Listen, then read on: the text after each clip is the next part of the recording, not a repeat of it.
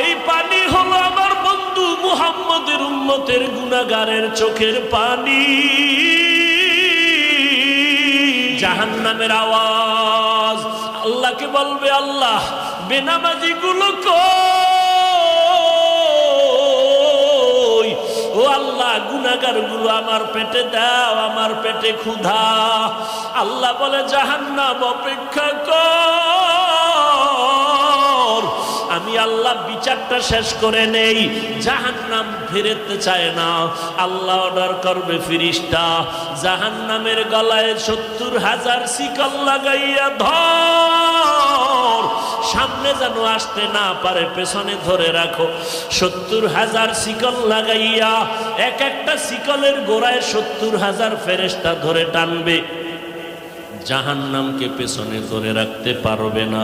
আমার মায়ার নবী, রহমতের নবী দেইখা কান্না করবে, আল্লাহ জাহান্নামের ফিরাও, আমার একটা উম্মত যেন জাহান্নামের মধ্যে না যায়। আল্লাহ বলবে, ফেরেশতা এদিকে আয়, একটু পানি দিয়া বলবে জাহান্নামের মধ্যে এটা ছিটাইয়া দিয়া দাও। ফেরেশতারা আল্লাহর হাতে কুদরতের পানিটা নিয়ে যখন দিবে, জাহান্নাম দ্রুত পেছনে দৌড়াইতে থাকবে। ফেরেশতারা বলবে, আল্লাহ ৭০,০০০ শিকল লাগাইয়া যেই জাহান্নামকে ধরে রাখতে পারি না, এমন একটু পানি তুমি দিয়েছ, সাথে সাথে জাহান্নাম দৌড়ায় গেল। এটা কেমন বরকতের পানি? এটা কি কাউসারের পানি, নাকি জমজমের পানি, নাকি আবে হায়াতের পানি, না দুনিয়ার কোন সমুদ্রের পানি, বৃষ্টির পানি?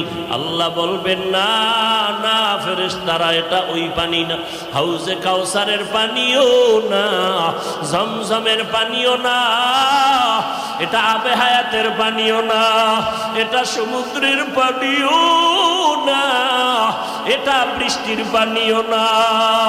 আল্লাহ বলবে, ফেরেশতা এই পানি হলো আমার বন্ধু মুহাম্মদের উম্মতের গুনাহগারের চোখের পানি। আমার বান্দা মুহাম্মদের উম্মত গুনার কথা স্মরণ করে চোখের পানি ফেলেছে। ওই গুনাহগার উম্মতের চোখের পানির এত বরকত। আল্লাহ কয়, বেশি করে কান্না করো, কম কম হাসো। নবী বলেন, এক ফোঁটা চোখের পানি ছেড়ে কাঁদো।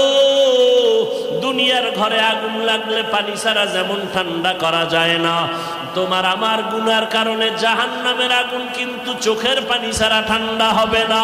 ও যুবকেরা, ও বৃদ্ধ বাবাজিরা, ও পর্দার আড়ালের আম্মা জানেরা, দুনিয়াতে সূর্যের গরম সইতে পারি না।